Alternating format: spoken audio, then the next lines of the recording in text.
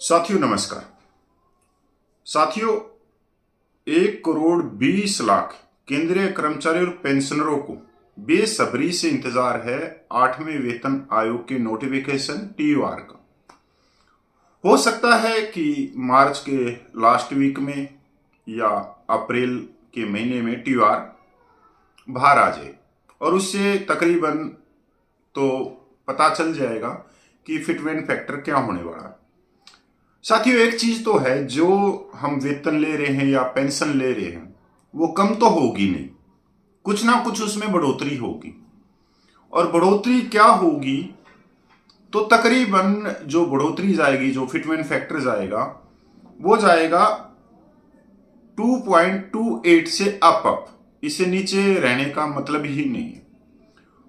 और 2.28 से भी चलो बढ़ोतरी तो है, पर कोई हम ये नहीं कह सकते कि बहुत बम्पर बढ़ोतरी है। अब एक नजर हम मीडिया रिपोर्ट्स पे देखते हैं, जो नेशनल मीडिया है, अखबार वाले हैं, तो साफ एक चीज तो आ रही है उनसे कि उनकी जो खबरें हैं वो सेम टू सेम है। जो बड़े यहाँ जो हमारे कोट टाई वाले यूट्यूबरों की मैं बात नहीं कर रहा, उनको छोड़ दे, उनके हाथ में तो दिन में 2 बार 3 बार वो फिटमेंट फैक्टर रिलीज करते हैं, 2-3 बार वो वेतन और पेंशन को बढ़वा के ही सोते हैं। हम आज जो बात कर रहे हैं, मैं कर रहा हूं नेशनल मीडिया की। तो नेशनल मीडिया भी 8वें वेतन आयोग को लेकर आए दिन अपनी खबरें प्रकाशित कर रही है। साथियों आपने पता कि आप लोग सोच रहे होंगे कि 8वां वेतन आयोग है, सिर्फ जो कर्मचारी वर्ग है उसी को फायदा होने वाला है, या सिर्फ उसी से रिलेटिव चीजें हैं ये कर्मचारी और पेंशन के। नहीं साथी, 8वें वेतन आयोग सीधे तौर पे मैं कहूं तो जो चाहे वो राज्य सरकार के कर्मचारी हों, चाहे प्राइवेट कंपनियों के कर्मचारी हों, उनका भी वेतन इस पे कमीशन के बाद में बढ़ेगा। इसके साथ में जो आर्थिक स्थिति है देश की, उसमें भी बढ़ोतरी होने वाली, क्योंकि जो कर्मचारियों के पास में जो पैसा आएगा तो एक तरह से वो पैसा बाजार में जाएगा, और बाजार में जाएगा तो बाजार में तेजी भी आएगी, अर्थव्यवस्था में भी आएगी। तो हर एक चीज को प्रोवाइड करता है 8वां वेतन आयोग। इसलिए जो नेशनल मीडिया है, अखबार है, न्यूज चैनल है, वो 8वें वेतन आयोग को लेकर खबरें दिखा रहे। साथियों अब मैं एक खबर पे लेके चलता हूं आपको 8वें वेतन के ऊपर। 8वां वेतन आयोग सैलरी में बम्पर इजाफा होने की उम्मीद है। 7वें पे कमीशन की तरह भत्तों पे चल सकती है कैची। अच्छी खबर है ये। मैं इसको बड़ी डीपली इन्होंने इसको छापा भी है और आप लोगों तक इन्होंने पहुंचाया भी है इस अखबार ने। 8वें केंद्रीय वेतन आयोग के गठन की प्रक्रिया गति पकड़ रही है और सभी हितधारक अब सदस्यों की नियुक्ति का बेसब्री से इंतजार कर रहे हैं। जब से सरकार ने वेतन पैनल के गठन की घोषणा की है, तब से कर्मचारी और पेंशन भोगियों के वेतन और पेंशन में संशोधन के लिए फिटमेंट फैक्टर को लेकर अटकलें लगाई जा रही हैं। हालांकि यह ध्यान दिया जाना चाहिए कि वेतन आयोग केवल वेतन बढ़ाने तक सीमित नहीं है, बल्कि यह केंद्र सरकार के कर्मचारी को दिए जाने वाले भत्ते और अन्य सुविधाओं की भी समीक्षा करता है। इस बीच विभिन्न मीडिया रिपोर्ट से पता चला है कि आयोग पुराने और अप्रासंगिक भत्तों को समाप्त कर सकता है, वही अगर आवश्यक हो तो नए भत्ते शामिल कर सकता है। इन रिपोर्टों में कहा गया कि 7वें वेतन आयोग ने भी कई भत्ते हटा दिए थे। 7वें वेतन आयोग ने क्या बदलाव किए थे? 7वें वेतन आयोग ने 196 भत्तों की समीक्षा की, जिनमें से केवल 95 भत्तों को मंजूरी दी गई। 7वें वेतन आयोग ने 101 भत्तों को खारिज कर दिया। इनमें से कुछ भत्तों को पूरी तरह से खत्म कर दिया गया, कुछ को किसी अन्य भत्तों के साथ मिला दिया गया और कुछ को रिपोर्ट में शामिल नहीं किया गया। वेतन संशोधन के संबंध में 7वें वेतन आयोग ने केंद्रीय कर्मचारियों के लिए 2.57 के फिटमेंट फैक्टर और जो अधिकारी रैंक था उसके लिए 2.81 का फिटमेंट फैक्टर की सिफारिश की थी। इसे न्यूनतम वेतन 18,000 रुपये और अधिकतम वेतन 2.5 लाख रुपये। 8वें वेतन आयोग का ताजा अपडेट। 8वें वेतन आयोग के फ्रेमवर्क की रूपरेखा अप्रैल 2025 से पहले तय की जा सकती है। ये भी बात बिल्कुल मैं कह ही रहा हूं आप लोगों को, क्योंकि मार्च के लास्ट हफ्ते में इसके ऊपर कोई बड़ी अपडेट मिलेगी, और नहीं तो अप्रैल के पहले वीक में या सेकंड वीक में मिलेगी। इसके साथ ही सरकार इस आयोग के चेयरमैन और अन्य सदस्यों के नाम भी फाइनल कर सकती है। एक बार गठित होने के बाद 8वें वेतन आयोग को अपनी रिपोर्ट तैयार करने में करीब 1 साल का समय लग सकता है। इस दौरान आयोग विभिन्न हितधारकों को, खासकर केंद्रीय कर्मचारियों के प्रतिनिधियों से चर्चा करेगा और उनकी मांगों को समझने के बाद सिफारिशें तैयार करेगा। अब देखना है कि 8वें वेतन आयोग से सरकारी कर्मचारियों को कितना बड़ा फायदा मिलता है और क्या नए भत्ते जोड़े जाते हैं। साथियों, एक चीज तो देखो बड़ी ही समझने की जरूरत है कि भाई मार्च का महीना चल रहा है, 3 महीने चले गए और ये आप इस पे यकीन मानना, अगले 9 महीने के अंदर जो आपका वेतन और पेंशन है वो बढ़ने वाली है, सिर्फ 9 महीने के अंतर में। अब बढ़ेगा कितना, क्या फिटमेंट फैक्टर होगा और क्या क्या भत्ते होंगे, क्या क्या चीजें होंगी, वो तकरीबन इस चीज को हम समझने में मदद मिलेगी जब 8वें वेतन आयोग का नोटिफिकेशन निकलेगा और टीआर निकलेगा। उसके बाद में बहुत सारी चीजें थोड़ी सी क्लियर होती चली जाएंगी। उसके बाद में जब 8वां वेतन आयोग अपना काम शुरू करेगा, केंद्रीय कर्मचारियों के संगठनों से मिलेगा, हर एक डिपार्टमेंट के जो अधिकारी हैं उनके अंदर जो पे कमीशन सेल है उनसे मिलेगा, तो वहां से भी बहुत सारी चीजें समझते हुए कोई देर नहीं लगेगी।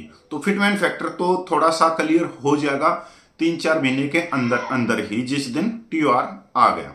तो साथियों, अब सबसे बड़ी बात यह है कि भाई 8वें वेतन आयोग की चर्चा जितनी हम करें उतनी ही कम है। ज्यादा से ज्यादा 8वें वेतन आयोग की चर्चा करनी भी चाहिए। और चर्चा का मतलब ये है कि हम अपनी जो आवाज है, जो केंद्रीय कर्मचारियों की जो आज के दिन वर्तमान स्थिति है, उसको हम सरकार तक पहुंचाने की कोशिश करें। जैसे कि मान लो आईएलओ की जो रिपोर्ट है उसके अनुसार एक 3 जनों के परिवार में 41,000 से ज्यादा का खर्चा हो जाता है एक महीने में। अब आप ये देखो, जो 18,000 रुपये न्यूनतम वेतन लेता है तो उसका परिवार किस तरह से गुजारा कर रहा होगा, सीधी सी बात है। अगर मैं बात करूं 30 लाख पूर्व सैनिकों की, तो भाई आप खुद ही देख लो कि जो सिपाही से हवलदार की जो पेंशन है वो भी न्यूनतम वेतन के ही समान है, 20,000 से 23,000 के करीब। और जो हमारे ज्येष्ठ साहिबान है वो भी न्यूनतम वेतन की ही तरह है, कोई ज्यादा नहीं है। क्योंकि अगर हम देखें तो अभी जो नए वाले हैं वो भाई 29,000 के करीब उनकी बेसिक है और पुराने वाले 31,000 ले रहे हैं। तो कहीं ना कहीं जो हमारे पूर्व सैनिक हैं उनके मनोबल को बढ़ाना भी सरकार के हाथ में है। और ज्यादा से ज्यादा अगर इन बातों की चर्चा की जाएगी तो एक अच्छी खासी रिपोर्ट 8वां वेतन आयोग देगा। क्योंकि जो 7वें पे कमीशन में हुआ 2016 में हुआ, उसमें भी बहुत सारी खामियां थी, विसंगतियां थी। चाहे फिटमेंट फैक्टर लगा लो, जो न्यूनतम वेतन है उनको कम फिटमेंट फैक्टर दिया गया और जो अधिकारी रैंक है उनको ज्यादा फिटमेंट फैक्टर दिया गया, जबकि उनका वेतन ज्यादा। चाहे भत्तों की बात कर लो, भत्तों में भी जमीन आसमान का अंतर कर दिया गया। चाहे मिलिट्री सर्विस पे की बात हो, चाहे डिसेबिलिटी पेंशन की बात हो, चाहे किस ग्रुप की बात हो, चाहे प्रेमेचर को ओआरपी से बाहर धकेलने की बात हो, चाहे जेसीओ रैंक की पेंशन की विसंगतियां हो, चाहे सैनिक विधवाओं की पेंशन की विसंगतियां हो, तो बहुत सारी चीजें हैं। तो ये तो है भाई, जो आज के दिन हम ले रहे हैं पेंशन, उसमें कुछ ना कुछ तो इजाफा होगा। हाँ, उसमें ऐसा तो है नहीं कि उसको घटा देंगे, नहीं। और जो डीए है वो भाई माइनस हो जाएगा। चाहे बढ़ोतरी हो भाई 10,000 रुपये की, चाहे हो 12,000 रुपये पे, कुछ ना कुछ तो बढ़ोतरी होगी। अगर ज्यादा से ज्यादा कर्मचारी वर्ग की वर्तमान स्थिति सरकार तक पूछती है और जो पे कमीशन का पैनल है वो अच्छी खासी एक रिपोर्ट देता है वर्तमान कर्मचारियों की स्थिति को देख के, तो हो सकता है कि सरकार पे कमीशन की अच्छी खासी रिपोर्ट आए। और दूसरी बात यह भी है कि जो केंद्रीय कर्मचारियों के जो बड़े संगठन है, जेसीएम जैसे संगठन है, उनके हाथ में भी बहुत दमदारी है कि वो अगर मजबूती दिखाते हैं तो यकीन मानना कि सरकार को कुछ ना कुछ और बढ़ोतरी देनी पड़ेगी। क्योंकि अगर कोई बोलेगा नहीं तो फिर सरकार की अपनी मर्जी चलेगी। अगर कोई बोलने वाला होगा कि भाई उसके ऊपर अपना एक तरह से नाखुशी दिखाएंगे, एक तरह से ये कहेंगे कि जी हमारे को ये स्वीकार नहीं है, हम इसका विरोध करते हैं, तो सरकार फिर कर्मचारी वर्ग का दिल जीतने के लिए कुछ आगे बढ़ेगी, कुछ कर्मचारी आगे बढ़ेंगे और तभी कोई पे कमीशन आता है। तो केंद्रीय कर्मचारी के संगठन पे बहुत मजबूती होने वाली है और तो भाई जो छोटे कर्मचारी वर्ग है उनकी तो बात कैसे पूछेगी। अगर मैं बात करूं 30 लाख पूर्व सैनिकों की, तो मेरे को लगता नहीं कि 30 लाख पूर्व सैनिकों की बात पे कमीशन आयोग में पूछेगी, क्योंकि ऐसा कोई संगठन नहीं है। और जो भी संगठन है वो ऑफिसर हेड संगठन है, तो तकरीबन संख्या बल तो उसमें पूर्व सैनिकों का है, छोटे रैंक का।